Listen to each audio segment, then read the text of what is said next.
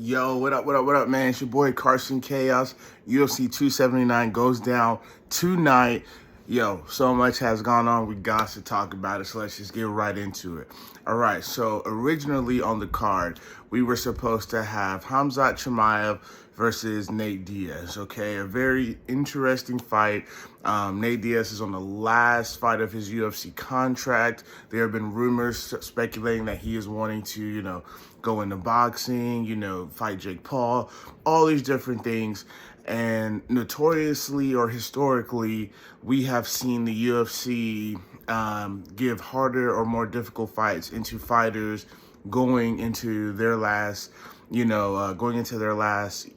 fight contract that are not looking to re-sign.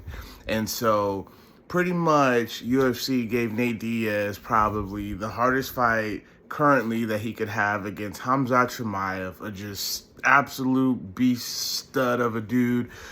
He's going to come in, he's going to wrestle, he's going to bring the pressure. Dude's phenomenal, he's crazy. Now, fast forward to Thursday.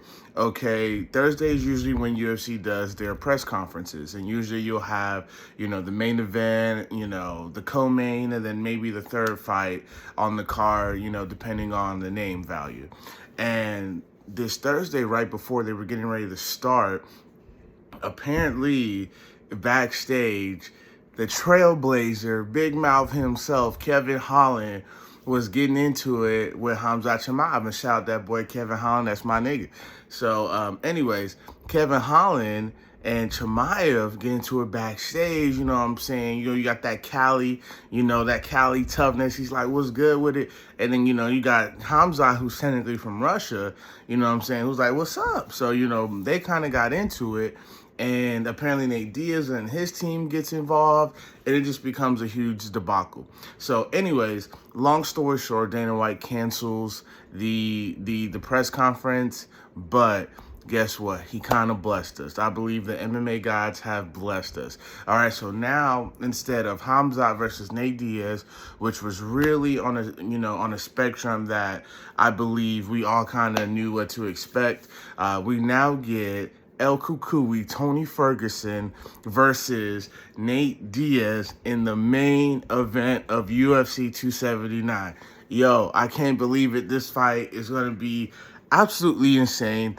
Oh my gosh. And not only do we get that, we get trailblazing Kevin Holland against Khamzat Chimaev. Then we also are going to get the Leech against D-Rod, one of my favorite up-and-coming fighters. So without further ado, let's go ahead and get into predictions and see who's going to be coming home with these W's. All right. Starting with the very first fight, we got starting with our very first fight, we got Irene Aldana versus Macy Chiasson. Very good fight. Interesting here. Macy is a very tough, durable fighter. She comes forward. Irene's got some slick boxing, good pressure, some very good jiu-jitsu. I'm taking Irene in this fight. I think the pressure is just going to overwhelm Macy. Irene is very, very, very good on the feet, very crisp boxing, and when she smells blood, she goes in for that kill, all right? And then our next fight, we got Johnny Walker versus the Hulk, Ian Kuntalaba. Listen, man, this fight is a fun fight. If you've ever seen the Hulk fight before, you know how the Hulk fights. He's just straight, come forward, at your face. He's crazy. Johnny Walker is a fun fighter, a fan favorite. He's very fun and fluent, but as of late, started taking things a little bit more serious. We last seen him, get knocked out. He caught the fade. That boy caught the fade with what's some boy's name? Jamal Hill. That boy caught the fade with Jamal Hill. That was the last time we seen him, but he is more patient now. He's not as more wild and crazy. If he can stand the fire of Ian Kuntalaba, I believe his reach advantage and his height and his skill set will take him to victory. I got Johnny Walker by decision.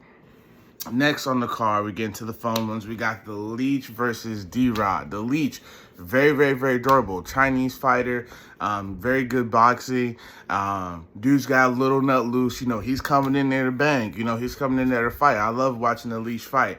but he's going up against my boy, my dog, my ace, D-Rod. All right, if you have never seen D-Rod fight, make sure you watch this fight. That boy D-Rod brings it, okay? In my opinion, he's our generation's Nate Diaz. He's going to come in. He's going to go in there, try to fight, bring the pressure, put them hands on that boy.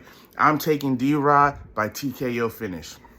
And that is actually my C lock. All right, so every fight card, I'm going to give you guys a C lock. And basically on that C lock, that's a Carson Chaos C lock. That's my lock, my pick. I am 100% confident this fighter wins. I'm going with my boy, D-Rod. All right, next up, we got a fun one here. We got Kevin, the Trailblazing Holland, against Khamzat Chimaev. Very interesting fight, a fight that was brought up based off of the incidents that happened on Thursday. Man, this is fun, you know. I just want to go ahead and say this. Do not count Kevin Holland out, okay? Because we did see in Khamzat's last fight against Gilbert Burns, we did see him tend to tire out, okay? Kevin Holland has great jiu-jitsu, pretty decent stand-up. He's very tall for the division. It's a catchweight fight, so I think they're going to be fighting at like 180, but he's very tall for the division, great jiu-jitsu. He has a good right hand. You know, if Khamzat gets tired, you know, he has an advantage on the ground as far as jiu-jitsu is concerned. Now, Khamzat has been doing, you know, wrestling and striking and all this forever his entire life. You know, if I have to pick a winner, you know, I'm going Khamzat, okay? Holland has been training with Johnny Hendricks the past couple of years working on his wrestling, but, you know, you're going against someone who's been wrestling in Dagestan and all that for, you know, you were going up against someone who's been wrestling, you know, their entire life, you know, and so when you just factor that in, I'd have to give it a Khamzat. Kevin Holland's my dog. Hey, I'm rooting for him, but hey, Khamzat's just another level, but Kevin's going to bring that fight, and like I said, don't count him completely out. He may surprise you. And then for the main event, we got Tony El Cucuy Ferguson versus Nate Diaz. The MMA gods have blessed us, yo. Like, I can't even believe we're getting ready to watch this fight. Two legitimate 5-round fighters, two legitimate 5-tool fighters. I mean, this fight can go any way, man. Like, any way. I am so excited for this fight. However, if you're asking me to choose, Tony Ferguson did look absolutely phenomenal in his last fight against Michael Chandler. He was giving that boy the business before the knockout. You know, Nate Diaz in his last fight against Leon Edwards kind of was taking breaks and rests in the middle. I love Nate Diaz. That's my dog. But I expect Tony Ferguson to put the pace on him. I expect Tony Ferguson to come out fast. Nate Diaz notoriously a slower starter. Even if he banks in those first 3 rounds, that can mean some trouble. So I'm taking El Cucuy for the win. All right, man. Thank y'all for tuning in. Hey, we'll be back on Monday to see the results, man. I'll holla. Carson KS out.